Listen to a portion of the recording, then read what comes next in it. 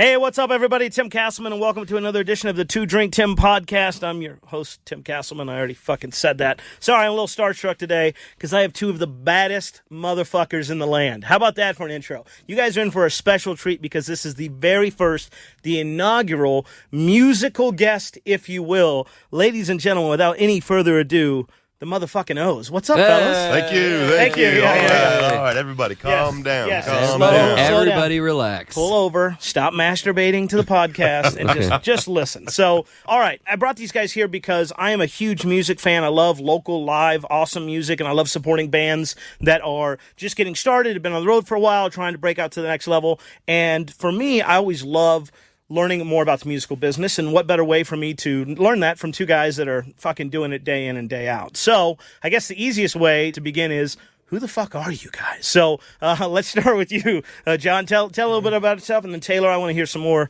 about you got and it your backwards. background. That's just fine though. No, wait, hold on. Yeah. I got fucking Sorry. notes and everything. Yeah, Taylor, I know this like is this. Taylor, Beard, John. Burley, That's John, what I know. Swirly. Yes. Yeah. I- Swirly. This is Squirrely, literally burly. This is what my note says. Taylor Young, facial hair. Yes. John, can't pronounce your last name. Pedigo. But I like none. None. No facial hair. I thought you guys were going John, to fuck with me. also known as none. None. Yes, exactly. Thanks. Thank you. All right. Well, this interview is already going well. I want to thank Been the O's for derailed. being my musical guest. And now 20 minutes of Musial. All right.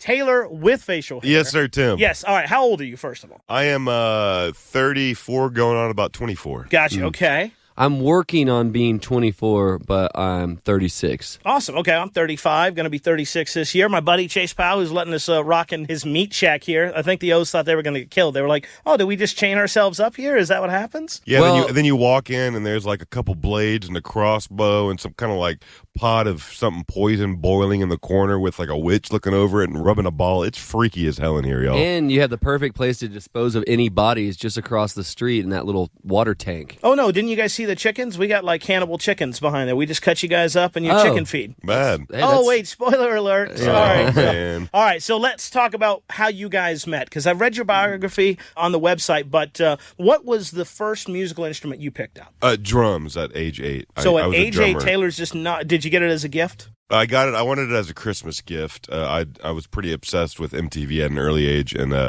my parents gave me a drum set, which in retrospect, like if I do have kids in this crazy life, that would be the last thing I would want them to play, because I had to practice those things all the time upstairs in our house. And how annoying must I have been for a majority of my drumming career until I was any good, right? Yeah, I mean, yeah. cymbals, that's like playing drums. 6:30 bad. a.m. They're trying to get one more hour of sleep in, and Yeah, you're and like I have a cheap PA system. I'm blasting Stone Temple Pilots and then playing along to STP, and it's like, man, shut up. So drums since an early age. I don't think any musician's going to wake up at 6:30 and start practicing, though. Just to like... Oh, did you say AM? He said- yeah. Oh, I thought at that never. age. Like, I thought that how's age. that? Yeah. No, it's like my friends. They're like, dude, I called you at 9 o'clock. I'm like, uh-huh. They're like, why didn't you answer? I was like, I was asleep. 9 o'clock. Yeah, they're like, why didn't you call me back? I'm like, I am. Like, it's 2 o'clock in the afternoon. I'm like, I know, you're my first call. Like, back off these nuts. Yeah. Right? Like, I'm sorry, I made better career choices, all right? You went to college. I got my GED. How's shit working out now, you know? So what about you, John? What was your very first musical instrument? I played guitar, so starting about 6th grade, so I played guitar forever. And then when we started this band, that's when I picked up the banjo. So, Wow, badass. So 6 years ago? Okay, gotcha. So you started just the banjo 6 years ago. Yeah. Wow, that's absolutely He's pretty crazy. damn good now too. He's fucking amazing. Yeah, you guys Shoot, slay. as they shoot, say. guys. Yeah. Shoot, guys. More but less. Sorry, you guys can't More. see the circle jerk just going Yeah. off, underneath the table with all of us. I'm gonna get a mop. How did you two meet? How did the O's come to be? Well, Dallas music scenes, we're from Dallas, so music scene is relatively small, especially 10 years ago when we met. So, when you're a musician in a small community of sorts, you run across each other. And he started playing drums, like we have a country band called the Boys Named Sue. And so he filled in on drums for a couple times. And then one night we went out and started drinking after that, and we started the band like 2 weeks later. Wow. So you were in a band. Yeah. Okay, gotcha. And you just filled in. So basically, let me get this straight. You were married, right? You were married with this other band. You meet someone on spring break, right? That's right. You have a couple drinks together. You drink her cute. And then before you know it, you're like leaving the stable family to go with the girlfriend. A stable family would be a Can nice we air way to put quote it. those? Yeah, Can we air okay. quote those? All right. Yeah. By the way, we have no legal insurance. Please, nobody sue the podcast. We have to shut it down. That's all I'm saying. Yeah. I don't want a boy named Sue or whatever the band name to fucking come after me. Boy's named Sue. Yeah. So you guys meet, and this was 2008, right? Exactly. Yeah, 2008. Wow, right. awesome. So, because our first album came out 2009, right? We started recording in August of 2008, but we had started this band in June. So we basically I got a banjo. He started playing guitar, and then we set a recording date. We're like, well, we can't suck in August, so we have 2 months to not suck. Holy shit. Okay, so but you we guys continued to suck for about a year after that live until I figured out how to plug my guitar in, string a guitar, and tune a guitar, and stand there and kick a drum while playing an instrument that I don't even know how to freaking play. Yeah, I mean, the first couple of shows, for real, what's happening? Oh, I'm just saying, I can hear whatever you're doing. I can hear that. Yeah, that's why we're doing a recording. Fucking amateur hour here. My fucking friend Chase is like, hold on, can I put this call on speakerphone? I mean, this super sensitive NSA style fucking recording device that won't pick it up, will it at all? There's a fucking bee outside having sex. I can hear it in my left ear monitor. Slow down over there. So seriously, so you guys joined a band and you didn't even know how to play the guitar at this time? No, not really. I mean, I had one lying around for a while, and I had been writing songs for a year prior to that, and had kind of been stocking them up until I felt it was absolutely necessary to reveal the fact that I was writing songs. And I had told my friend Toby and John, and then John threatened to buy a banjo. And I was like, sure, that's fine. And then he actually bought a banjo and showed up at my place on Lower Greenville in Dallas and said, let's do this thing. So we did the thing.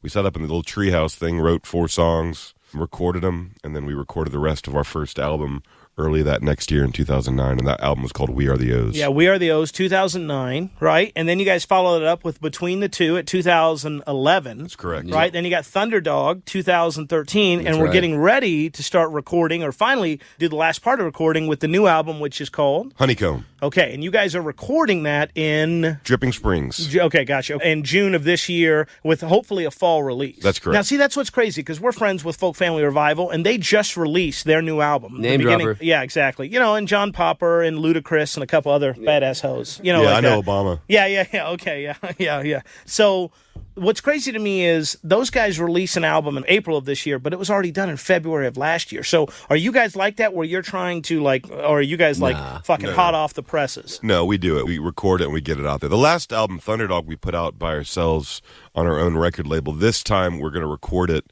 get it all mixed, mastered, drop it to about 15 labels, give them about a week to make up their mind, and then figure it out. No yeah, shit. so hopefully somebody will put it out other than us. Yeah. I mean, it's just we don't have the facility to, run a label, really. I mean, We don't have the time Yeah. to run a label is really the deal, because we're playing now 200 shows a year, and we don't have time to do anything else other than to do what we're doing. yeah, I mean, we barely can think straight. We've already played almost 80 shows or something this year. Yeah. And it's It's just April, the beginning. or just now just May. the beginning of May, Yeah, right? it's full on. Spoiler alert, right? We're recording this in the early Mays. You guys will hear it Oh, probably a yeah, week sorry. after. No, It's 2 weeks from now, It's 2 right? weeks from now, yeah. It's Christmas time. So, is there a strategy for you guys to keep releasing new CDs about every 2 years? Because that seems to be the pattern. What's the strategy behind that? Well, I mean, you always want to release stuff, so it just seems to make sense that we're doing it every 2 years, just because we'll tour the cycle, of an album for a year and a half, then we'll start recording, and we'll, by the time it comes out, it's 2 years, so it works out just right. At least it has. I think just right. Slow and steady, man. Slow and steady. Slow and steady wins the race, right? That's right. Yeah. So what is the process for you guys when you start thinking about, do you both write songs? Are you primarily the songwriter? Who carries the load when it comes to songwriting? We split albums in half, then we write a couple songs kind of together. I think right now we have too many songs. We do have too many songs, and we're going to be cutting a lot of songs for this coming album. But whoever's singing the main vocal, which is half the album me and half the album John, that's the primary songwriter. Then we meet, we rearrange, we add stuff, we throw things away, we add, just kind of go through it and figure it out. So how many songs will you guys go into recording session with? This album, probably 20 finished songs, and we'll probably put 12 on the album, and if we have time and if we're flying in the studio, we might try to lay basics down for some of the other songs to put out an EP maybe halfway through. We've never done that move before, so... That's a good idea. Yeah. All right. You Did guys you just heard make it that up first. right now? Yeah, by the way, I I've get. been thinking about it. Can I just That's get the good. spare change off the money made off that? Like, you Yeah. guys can keep the millions. I just want like the 23 cents. Sure. Like, just, If I'm making $1 million, I'll give you whatever. Well, that's awesome. Yeah. You got, blowjobs all around. All right, here we go. But it's the deal, yeah. It's once we're already set up and we're getting good banjo sounds and good guitar sounds, we can kind of just start flying through takes. And even if we could get the basics down for some of these other songs and we can revisit them later on in life, then that's great. But songs don't die. It's like even though they don't make this album, they might pop up somewhere else some other time. Yeah, I've seen other bands do that where it's like they play songs live and you're like, what album is it on? Like, we haven't recorded it yet. They record the new album and it's not on there. And you're like, fuck. And they're like, yeah, it just didn't fit the flow of the album or kind of what we were trying to go for. Is that what Ludacris says? Yeah, Ludacris. Okay. That's what Right. me and Luda. I'm Yeah. sorry. All his friends Luda. call him Luda. Let's Luda get real. and his Right. Saint Lunatics. When he's like, yeah, Tim, I got the song called I Got Different Hoes and Area Codes. I was like, that's going to be a winner, Ludacris. I don't know if you know that. Luda. Luda. Sorry. Well, I try to keep it formal. All above board here. Professional. That's what I want people to think when they listen to this interview. Like, these fuckers did it right. Yeah. So what is the recording process like? Do you guys go away? Do you guys do it at home? Not, in the bathroom? Do you guys try to go find other studios? Do you bring in outside producers or do you guys mix it yourself or how's that all work? No, I mean, the first album we did it in Dallas. Second album also did it in Dallas. 2 different producers there. And then the last album we did with the guy, Frenchie, who's got a studio in Austin. But we recorded it out partly in Austin, but out in what's it called? Tornillo, outside of El Paso, at Sonic Ranch. This time he's gonna produce it again, along with this guy Sean Raleigh, who is the son of Greg Raleigh, who's the keyboard player for Santana and Journey. And so they have like a studio setup of sorts out at one of the ranches in Dripping Springs. So we're gonna go out to Dripping Springs with Frenchie and Sean, and we're gonna do it. I think that recording in Dallas is kind of a thing because we'll want to go out every single night. Friends will want to stop by. And so that's why we did the third album. You go, you stay where you're recording, you work, sleep a little bit, get up, and just keep on doing it, get in a zone of some sort.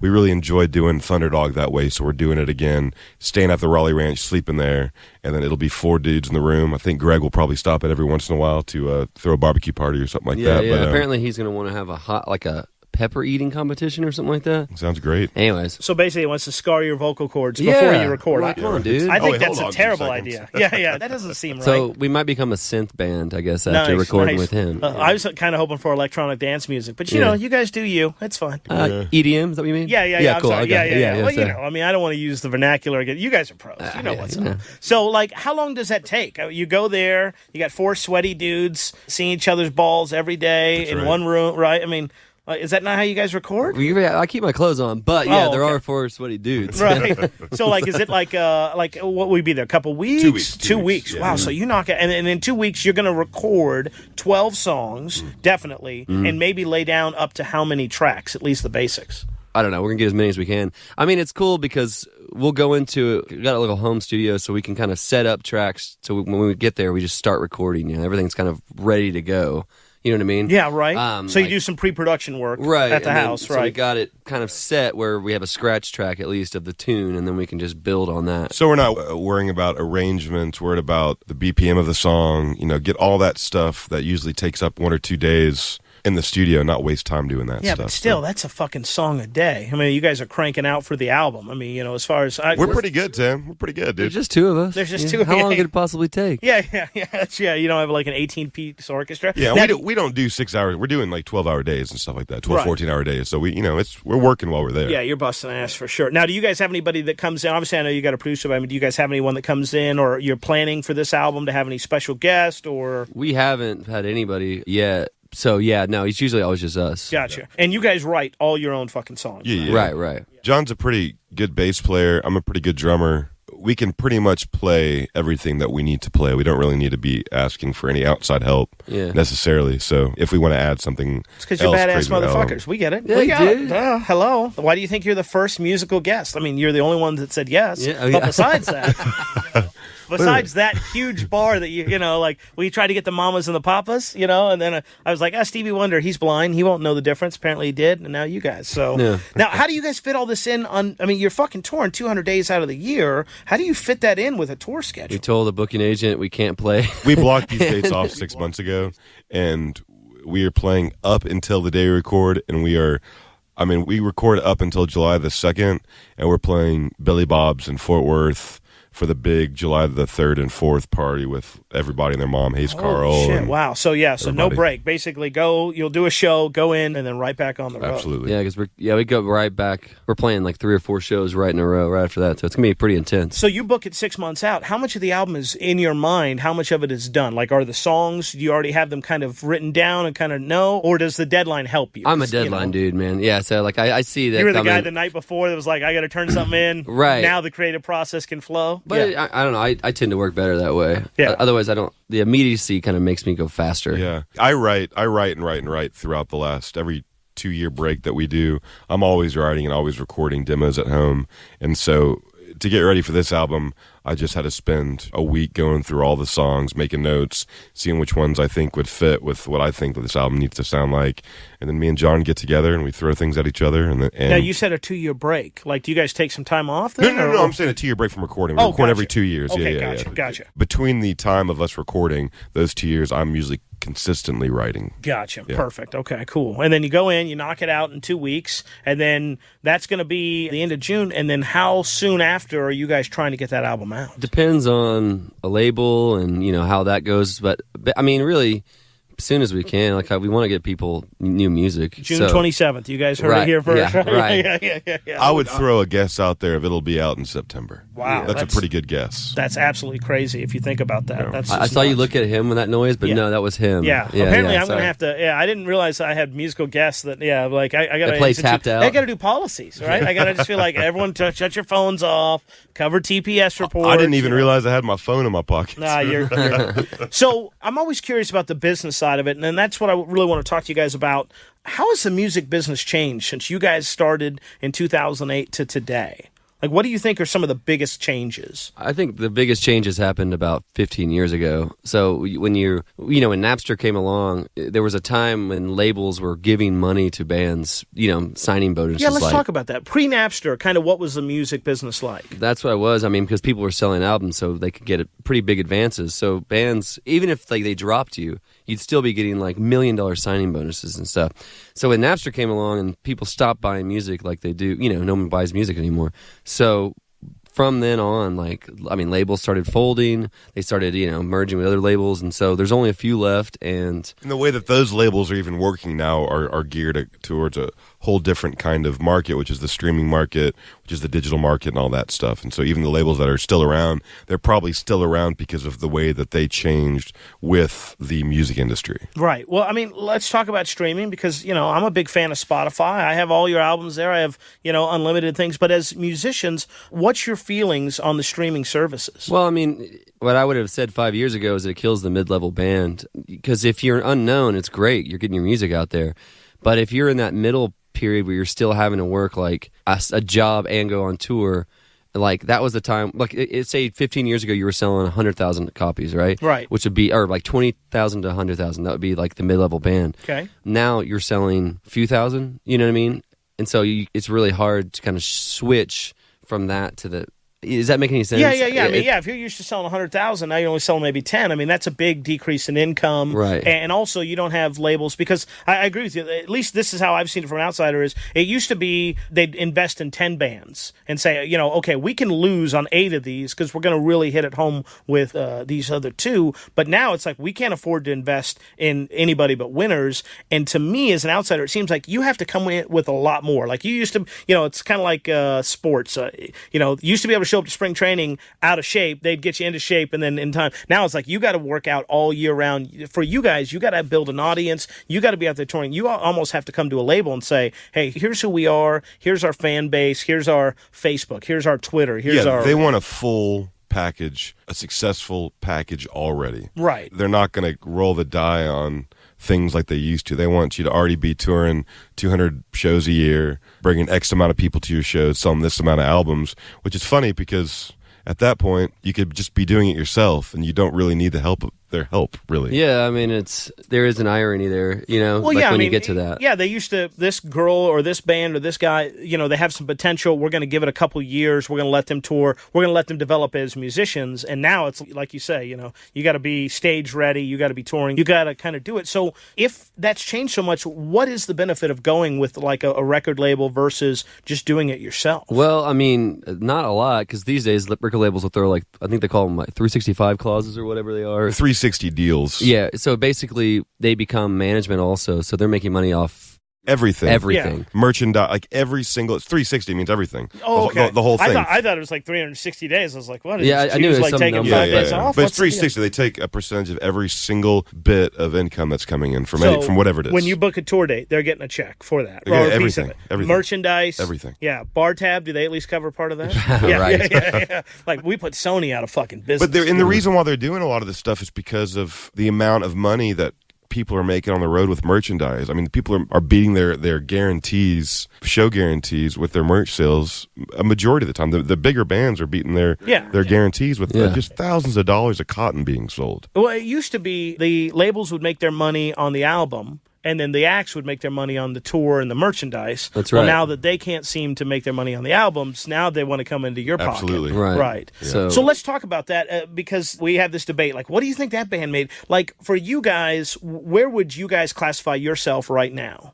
Like, as far as, are you a middle band, or are you a middle act most of the time, a headliner, an open? I mean, like tonight, right? You're playing Blue Light. You guys are the middle, if I'm correct. That's correct. Right? Yes, So there's an opener. There'll be you guys, and then there'll be the No Dry County, who's got a record release tonight. So they're the belle of the ball, right? Right. So for you guys, what is the purpose? Because this is something I always am like, well, why is a band opening here, but maybe they're headlining there? What is the purpose of opening for other people? I would guess it has something to do with building your following an audience, but that's just a guess. Reaching a new fan base. I mean, if you're playing your own headlining shows, which we do in some markets, awesome, great. But we're not getting in front of like brand new people. It takes a lot to get people out to shows these days. And so if we can get in front of a whole fresh batch of people, we can usually pretty easily win them over. And then we have a whole nother group of people to hang around. So why do you think it's so tough to get people out to shows these days? I don't know. I have no idea. Yeah. Why weren't you at our first show, Blue Light? What's up? Well, first of all, I didn't know about you. Yeah, The day I knew about you guys, we all got tattoos. Yeah. Oh, that's why you're doing it. Exposure. Yeah. Oh, now it makes sense. Holy shit, mind blown. Yeah. Interview over. I'm going on the road. Yeah, that's the music business. Yeah. A true epiphany. Yeah, done right there. Good to go. So for you guys, obviously, it's about getting exposure, but how does a band like you guys make money so you can survive? Do you guys have day jobs? Are you working? Are you guys selling drugs? Are you like our friend Mason, mowing lawns on the side? We officially, after, I guess, within this year, don't have time to do anything else. Like, we used to have day jobs, but that stopped. Yeah, well, I mean, we do. One thing we do is you do. That's good. Every Friday at 4 to 6 p.m., 95.3 The Range. We are DJs. So we have a radio show every Friday afternoon. So that kind of helps. But I mean, so on the road, we'll kind of satellite broadcast or whatever we can from wherever we are, which is pretty cool. So I guess we have that. That's our day job, I guess. That's our day job now, I guess. Yeah. But the only way that you can really make money these days in the music industry, if you're a couple of band dudes, is you tour your ass off, and you tour your ass off, and you tour your ass off, and then you try and you hope and you pray that one of your songs gets placed in a television show or a movie or something like that, and you can get some publishing money. And those are the two ways that you can make money. So it's not even like radio, right? It used to be like, oh, if we just get our song played on the radio, then we'll, I mean, I know that helps because obviously if you're Jason Aldean, maybe, but I don't. Yeah, New country radio is a whole different flipping beast now. It's getting played. If you're in your car listening to, you got your car, it's playing in the gas station intercom, and then you go into the gas station and it's playing in the bathroom, and this is all in every single state in America and over in Europe. I mean, it's crazy. So for people like that, yes, they're probably making some money off that. Oh, yeah, they're making a fortune. I mean, you make, on actual radio, you make a little bit of money, but on streaming services, I think you're making .003. Yeah, it's like 1/100th of a cent it's for every play. 0.007. Yeah, so you're getting nothing, So I'm just curious if you know this or not, what was the smallest check you've gotten from Spotify, or the biggest? or any? It's all rolled into like TV and stuff, so I don't know. I can say that probably the smallest is about 2 cents. You got a check for 2 cents. Yeah, from them. Yeah, An actual hard. I want to see the check. it's direct deposit. Oh, okay. So then they didn't lose money. I was yeah, it's direct deposit. Yeah, so, did they send you a bill for 36 cents? Be like, here's your 2 cents minus the cost of postage. It was definitely on the tax paperwork they sent. It was like, yeah, the good thing now is our quarterly checks from ASCAP and BMI like have at least 2 digits before the dot. Yeah, which is nice. That's pretty nice. That's nice. That's good. That's always That's that's right. always good. So I mean, as musicians, Tens of right? dollars. I'm sure that you guys would like for someone to sit down and listen to your album in its entirety. So Yes. with the way that it is now, with the streaming and people just kind of buying singles, how do you guys as musicians feel about that? I mean, I don't know. We're living with it, We're doing our best. We're just trying to play shows and keep going. So I still like recording albums. Yeah. So, Because the album, I mean, it's like a piece of art, obviously. It's got ebbs, it's got flows, and there's a whole, when you listen to it in its entirety, you can kind of feel or go along with that journey. It's hard to do that with I Got Hose and Different Area Codes in 3 minutes. Right. But I mean, really, as a band, we want to put out as much stuff so people have more, you listen to one song, it's over. If we can have 40 minutes worth of stuff, then it gives you something, like you just said, like you kind of go on the journey with us, Right. for 40 minutes or whatever. Well, it also helps with the touring act, stuff like that. But like we went and saw Uncle Lucius a couple months ago at another bar here in town. And it was You went to another bar instead of the Blue Light? Sorry. Interview. Sorry, over. interview done. Yeah, Blue Light shut us down. The tens and tens of people that are there. So we went there, and I can say it's the first time I've ever been to a concert where everybody was there, or I would say a large majority of the crowd was there to hear one fucking song. And as soon as they heard Wolves Away, Right, dude, it was like a mass exodus of people. And I've never, kidding me? I've never been to a show like that. I'm telling you, I didn't know that was happening with them. 60% of that audience. Now, here's the thing. We saw them in Blue Light. They played one of the best shows, except for the one, of course, you guys are going to play tonight. But they play, and everyone stayed for the thing. But there, it was like, literally, in the table in front of us, were like, just fucking play Wolves Away so we can go home. And like the second they started, they were all like, and I've never seen that before live. It's just crazy. And you got to play that one last then, Yeah. It's like- I mean, they played it middle of the thing, and and I mean, then after that was a great show because the diehard fans and stuff like that were there and hung out. But it was just, that's the first time I can ever say I've seen that. And that's coming straight from, like, that's the single that they pushed on Texas radio.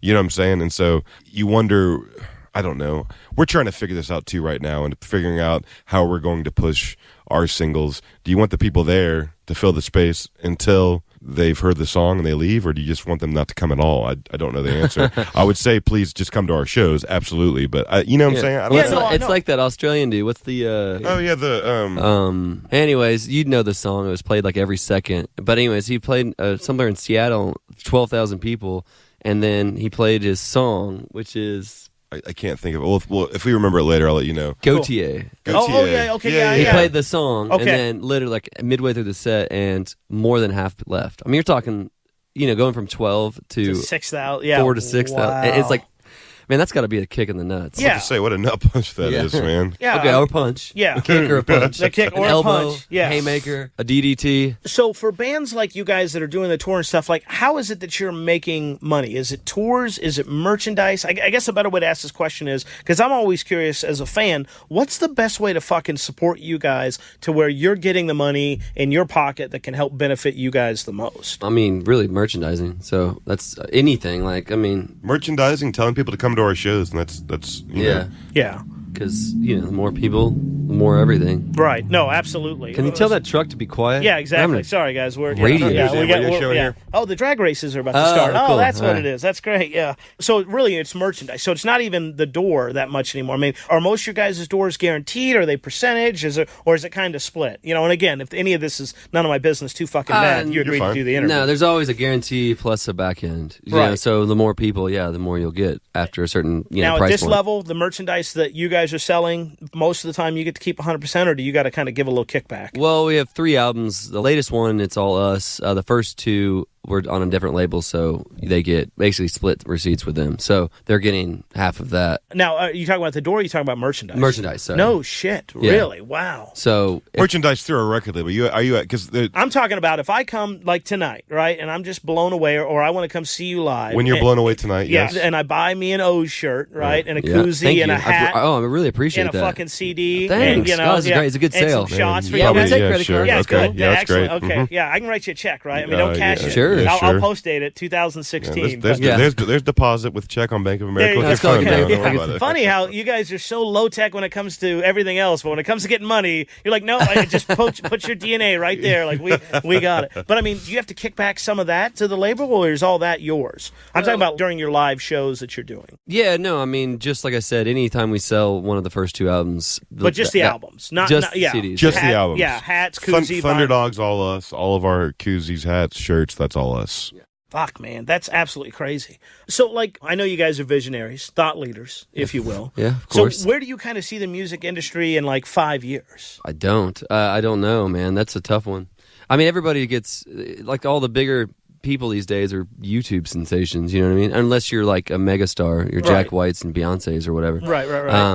I would say that it's all going to country, considering like anywhere you go, they're blasting new country. Yeah, in your- because it used to be just that the country and like rap music was making all the money, but now country music is rap music, and you know what I'm saying? Like Nelly's about to put out a country Well, I mean, album. the guy from and Hootie and the Blowfish, Darius Rucker, he's got, Yeah. what, 19 fucking albums out? like 19,000 hit singles I don't already. know how I got here, but I don't know how I did. That guy's awesome, man. So yeah, I mean, it used to be those two genres that were selling, but now even rap's going to new country, and so I think it's gone country. So I've heard this. It's gone country. I've definitely heard this, and you guys can tell me if you believe it. But I heard like all the music makers and the record business people, when they were doing all the pop shit, when it was really popular, and then it declined, then they just went over to fucking country and started producing country stars the same way they produced pop stars. And that's why, you know, I hear a lot of people talk about new country, about how fucking shitty it is, how it's the same. There's even a popular mashup where they take like the 12 most played songs, and they're like, they're fucking identical. They just have, you know, new Georgia County line, and, you know, and so I mean, have you guys kind of seen that as you've gone around and stuff, or am I like way fucking off base? What's the question?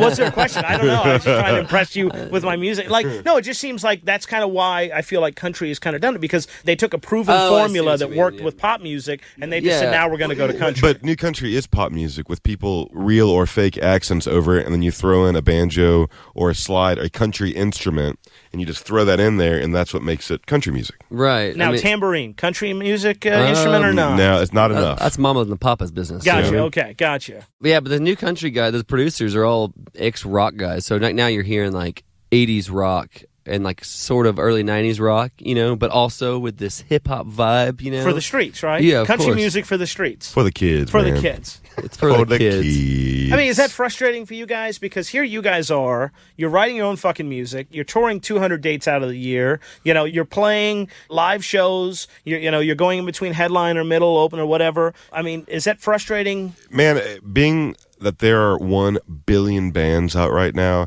and there's a trillion bands making albums in their back houses and putting them out however which way, and that we're able to do this full-time as like our full-time job, I would say that we're not frustrated with that. We're pretty lucky that we're able to actually do this and continue to slowly climb and not go down. Yeah, man. So, no, I got no problem with it. Can I get a piece of the new country pie? Yeah. Yeah, let's do it. I tell you what, every new country song we play, we'll cut you guys a check. Sweet. Great. That'll never fucking happen. Yeah. Darius Rucker's coming next week, by the way. Yeah, Sweet. I'll tell him that You you gonna guys go? are big fans. Yeah. He's awesome. Yeah, no, he's great. Sound on the rooftops. Yeah. It's, And the game's about to start. yeah, apparently he's going to take a break from country to go back to Hootie so they can do Yeah, one it's more all retirement Letterman's tour. fault. Yeah, Yeah. of course it is, fucker. Yeah. So, life on the road, 200 shows a year, right? I'm guessing Wednesday to basically Sunday, you guys are on the road. Yeah, mostly. Unless we do like 2.5 weeks out, that's pretty much the thing. 2.5 weeks Well, solid. You guys will go. No, I'm saying we do Wednesday through Sundays, unless we're doing like we just went out with Cody Canada and The Departed, and they used to be pretty much cross Canadian ragweed. We went out with him for about 2.5 weeks in the Midwest, and we do that, you know, 2 handfuls of times a year, and then if we're not doing that, we do Wednesday through Sunday. Yeah, I mean, basically, our booking agents will send us an offer and say, y'all want to do this? And I think 99% of the time we'd say yes. Yes. Are they paying us? Yeah. Will they feed us? Sure. And do we have a bar tab? Yeah. Excellent. Yeah, absolutely. And a hotel room? All right. Well, you guys get hotel rooms. Oh, Yeah. I got to get your booking agents Thank info you, to Red folk, 11. you know? Yeah. Like, yeah. They're... So how do you guys stay sane on the road? Because that's got to be a lot of windshield time. That's got to be a lot of time away from the fan. Like, Oh, we listen to New Country, of course. Yeah. That's how we stay sane. Honestly, like we listen to New Country and then we laugh. you guys just get Jason Aldean tattoos every... Yeah, right. Yeah. Okay, so you don't have to name the place because I'm sure you want to go back there. But Popeyes. what's the worst gig that you've ever played? The worst place you've ever played I was a going to gig? say the worst food is Runza. That's a Midwest place, and Runza is the worst restaurant that I've ever eaten at. Except for if we're in Nebraska, touring in Nebraska, I think Runza is great, and I think it's a great establishment, and I love the taste of whatever that meat is. That's all The White diced Castle up. flavored. Could you guys hold meat. for our sponsor, our new sponsor, Runza? yeah. Oh, yeah, and that's why we're a sponsor-free podcast right there. Man, Yeah. I'll tell you what, we learned something that we did even before the O's. We've been touring in other bands forever and ever and ever, and I did not know about this Midwest Nebraskan thing. There is a meal at Runza, like a number 1, number 2, number 3, whatever, the kind of thing that you get. And this is a bowl of chili with a cinnamon roll and a Coke. Yeah, like that's how you eat it. A That's how you cinnamon eat it. roll and a cup of, let's be real, it's not really chili, but they call it chili.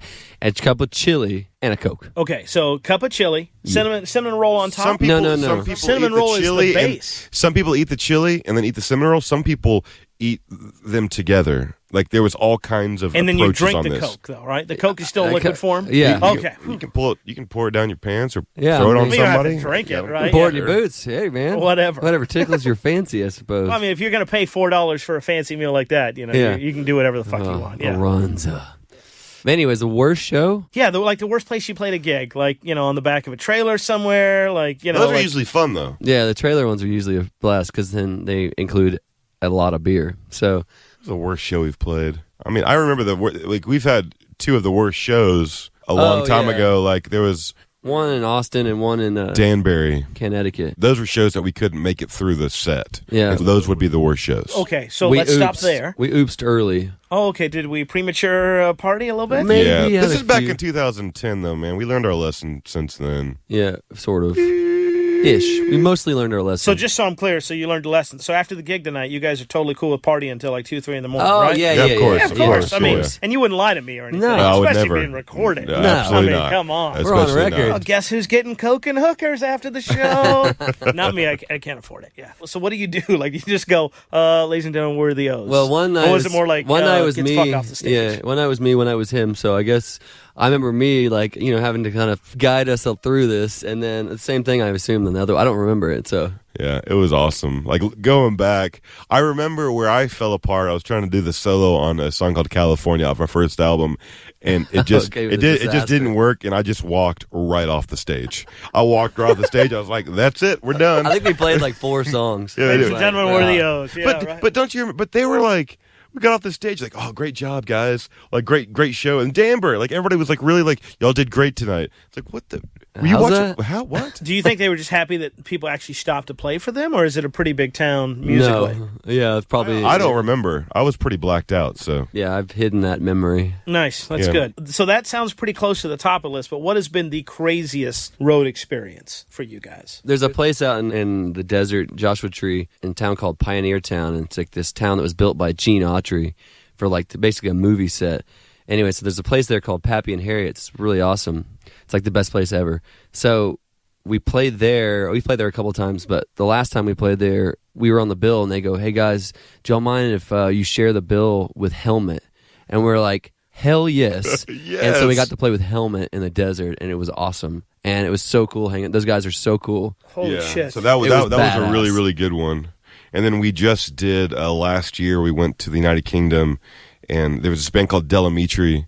They're a Scottish band, but they had a massive, massive hit over here. And they got back together after 13 years, something like that.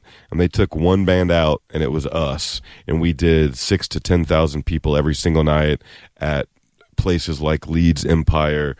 Where I mean, it was like beautiful theaters. Where the Hammersmith Apollo, the Liverpool Empire. We played the Hydro in Glasgow, which is like where Madonna's playing right now. Right. And like, dude, it was absolutely insane. Yeah, it's funny. I've actually know a couple bands that have gone overseas, and they talk about like the shows there are crazy. Like they're playing to another band I opened for a guy by the name of Jake Bug, and they were like, they were used to playing like maybe. Who opened up for Jake Bug? It was a band called Honey Honey. Awesome. Oh. Yeah. Honey, why do I know that? I know that too. Joe Play Rogan Mars. podcast. I've talked about them 100 times. Probably because of you. Probably. Anyways, My that's tattoo, huge, man. right? Yeah. Jake No. Bug is massive. Well, yeah, I mean, and it's pretty crazy. So, I mean, that is a question I have for you guys when it comes to tour. Like, how do you psychologically deal with playing 6,000 people one night and then 2 weeks later, maybe in fucking Nebraska playing for 12? Like, how do you deal with that? It does. There's no dealing with it. Nah, Besides you just do heroin. it. I mean, heroin's a given, right? I mean, Man, I think actually the show we played after that tour, we played like the Hammersmith Apollo. Like it was massive, so cool. Sold out. Yeah. Sold a bunch of CDs. Yeah, thousands of fans people. for life. And then the next show I think was like I don't remember where it was, somewhere out like in Denton or something to like 6 people. oh, shit. It was like, what in the hell is happening? Like, Did you guys not know we were a big deal? Like, I thought everybody, we the were last 2 badass weeks. like a week ago. Right. We were so cool. You're should've calling home seen like, it. listen, get the Hold jet. on, let me pull up some pictures. Look at this thing, man. Look at this thing. And Yeah. Did you have that conversation like, okay, listen, okay, we're going to pay the house off. It's no big deal. Yeah, like, we're yeah. going to get the jet. Yeah, I want the G4 waiting for us. Yeah. To fly us to Denton. I like it's a G4, not a G6. Yeah, like well, we're I like mean, a couple of couple of editions I mean, let's back. slow down here. You're not Luda. I mean, we That's are, right. I mean, there's cloth seats, not leather. Yeah, I mean, we didn't who go can for that afford feature. leather? Yeah, No, we're I not want going- basic. I want manual locks and doors. A CD player, probably I not. don't want autopilot. No. I want someone filing that fucking thing. Oh man! So what is 200 days? You're on the road. Like, what is it like coming home? Obviously, the first day is just exhaustion, I'm sure, and kind of catch up on that. But it's got to be kind of hard in a way to balance two lives of one being on the road and then 2 trying to be present locally. Whether friends, family. And we're getting to the Oprah part of the show. Well, now that you bring it up. Let's talk. It's therapy time with Tim Castleman. Yeah. Tell me about your childhood. Nah, man, going home is awesome. Like next week, also known as a week ago. Yes. We have had and have a week, actually 1 week off, which is really exciting. Like this is our first one this year. So we have no shows next weekend. Right. No shows. No shows. Last weekend we had no shows. Is 2 that- weeks ago. Is that a good thing or a bad thing? It's fine. It's Yeah. just fine. I mean, dude, you got to take a week. You got to take 4 or 5 days off every once in a while, or you will go crazy. So, I'm going to a wedding in Nashville. He's going to sit on his couch and Hang with my dogs. hang around. Maybe go outside and sit on my deck. Yeah. That sounds pretty amazing. Both. Um, Yeah, and right? Watch the Rangers, lose. I think we make sure to fit in, a couple. We like to get away sometimes, and it's important, like taking little vacations, if you want to call them that. But This just segment kinda is get brought away. to you by Southwest Airlines. So, like, where's your guys' favorite place to escape to? I'm going to Mexico in June, and I can't wait to sit there on the beach and just sit there and drink and then nap and then eat and then drink and then nap and then sleep and then eat and then drink and then nap. Yes. So that's every vacation I've ever taken to Mexico. It's Beach. pretty awesome. That's yeah. all I want to do. Beach, drink, sleep, eat. Yeah, we're going Yeah. to Playa del Carmen in a couple weeks, and that's on the agenda. Yeah. Yeah. Y'all That's should it. hang out. Yeah, it's amazing. Well, it's just great because I don't know. We're staying at some place a friend of ours booked, but like last year we stayed there and we would just like go down to the beach and be like, yeah, we want to sit here, and someone from the resort would come and like put your shit out and put a thing out, and give them like $3 American, and they're like, who do you want killed? You're like, whoa, whoa, whoa. Like, I just was saying thank you, like they're just they're just like, what the fuck, like they're so kind. It's like, oh, all I have is a quarter, and they're like, thank you, and it's just like you talk to them, they're like $8 a day, and you're like, I wouldn't do this shit for $8 an hour, and they're like digging, like I would like a pig roasted right here. I'm like, yes, senor, right away, you're like, holy shit, what's going on? So Man. Mexico for you. Yeah. Me, I'm going to be sitting and doing nothing. Well, no, I know, but like, do you like to go, or are you more like a homebody? No, like, when you're I off mean, the I road? want to go to a beach. I'm waiting on the wife lady to tell me where we're going and when she can go, because right now I don't know where we can go, but I want to go somewhere. Now, does your wife? Does she have a regular job? Does she work, or does she? Yeah, she has a real job, like Right. a real grown-up job. Yeah, one of those 9 to 5 things. Yeah. They're awesome, right? Because they give a little stability, but they also suck because when you can be the rock star and party or take Yeah. time off, she's like, no, I Yeah, I mean, But his wife likes to have fun. yeah, dude. in she's the early not- days, she would come out every once in a while with us, like if we had like a day, like one night or something. down and back. You're right. Yeah, but I don't know. She's like, nah. Yeah. She hates it. She's like, man, I don't know how y'all do it. You sit in the car all day just talking gibberish, listening to shitty music,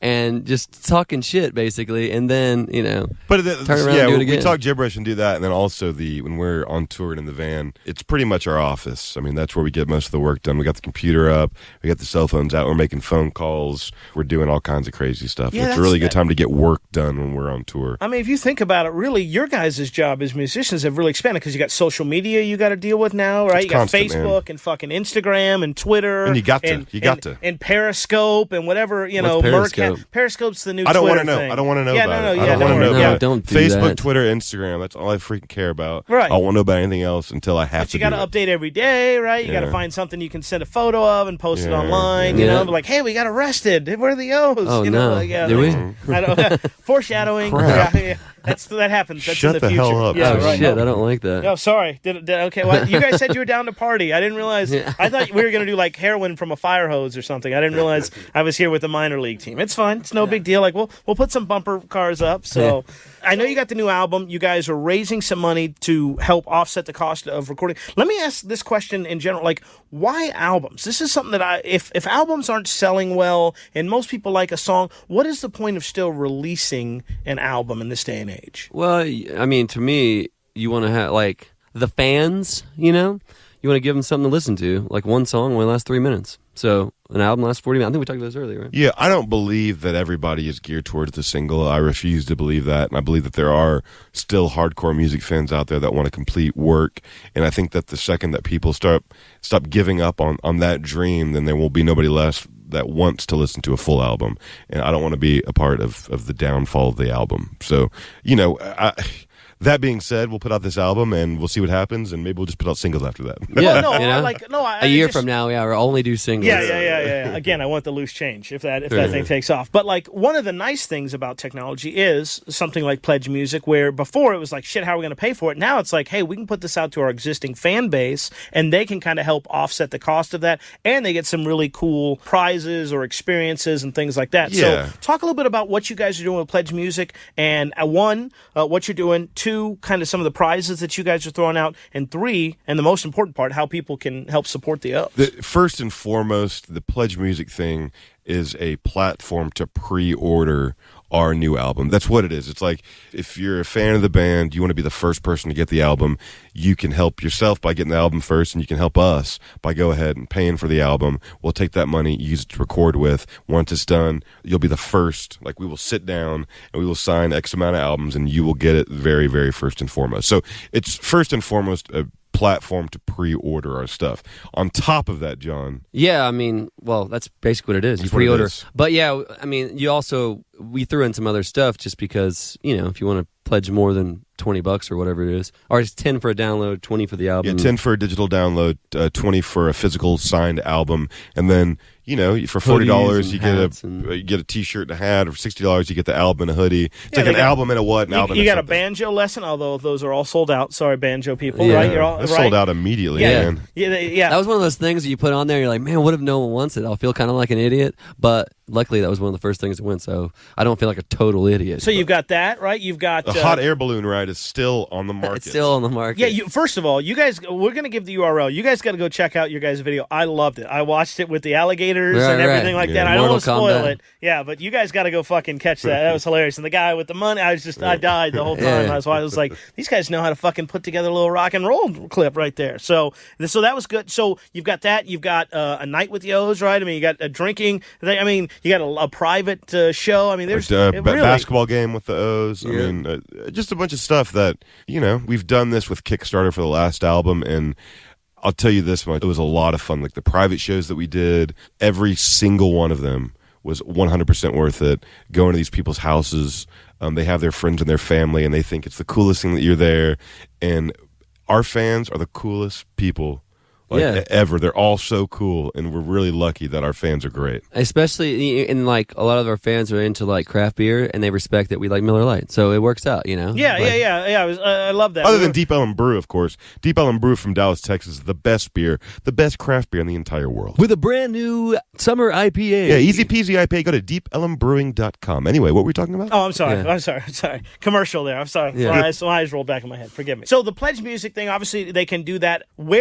People can find you guys at wearetheos.com, That's right? correct. That is your website, and you're getting to get a brand new website here pretty soon. We have a new one coming out, man. Cheap It's plug looking alert, good. cheap plug That's alert. right. Yeah, right. LubbockWebGuy.com. LubbockWebGuy.com. Headed up by the great Chase. Chase is ripping a brand new website. It's going to be so awesome. It's going to have, like, basically it navigates for you. It's Right. like a really intuitive and knows exactly what you want to look for. Yeah, it makes you stronger, tanner, smarter, kind of everything. And it does not take pictures of you or anything like that. You know, it's not one of those, no spoiler, but there might be a blowjob chair on one of the URLs. Just saying, you go there, special. And if people want to pre-order the new album, which is called again? Honeycomb. Okay. What is the best place for them to go find out more about the Pledge Music, the campaign, and pledge their support? You would go to pledgemusic.com/projects/honeycomb. That's right. I actually got a better one for you guys. Go to twodrinktim.com/theOs. Again, twodrinktim.com/theOs, and that will take you right to the Pledge Music campaign. Yeah, and we'll have a link up on our website. We post about it on Facebook, Twitter a lot, and we'll be doing it a lot more since the campaign just started. So there are lots of easy ways to find out how to pre-order our album, help us out through this journey of the crazy music industry in 2015. Yeah, we talked about social media. Give the plug the Facebook URL. Facebook.com/wearetheOs, Twitter.com/wearetheOs, and believe it or not, Instagram.com/wearetheOs. Wait, that's too easy. That's so easy that everyone has to get on there and join, right? Yeah, and if you want to just go to one site and you want to just click on buttons to find us on Facebook, Twitter, and Instagram, go to wearetheos.com. There's a button. There are buttons in the top right-hand corner. You can go to every single one of our social media stuff as of right now. That's badass. All right, well, look, I want to keep talking for hours, but you guys got this pesky thing called a show. We Why don't we go to the bar and continue talking, but just not with a microphone on? Oh, well, okay. Well, there goes my evening plans right there. All right, guys, thanks so much for listening. Tim. Yeah, thanks, Thank you, man. guys. This was fucking amazing. We're going to do it again. We had a blast. Yeah, when next time, when the Platinum album comes out, we'll have you back on. Sweet. Yeah. Awesome. Yeah. I like that he's a seer. Yeah, He sees the I'm a future. believer. Yeah, I'm a believer. I believe you guys are picking up the check for drinks in about 20 minutes. All right, thanks, everybody. Have a good time. We'll see you real soon. Adios.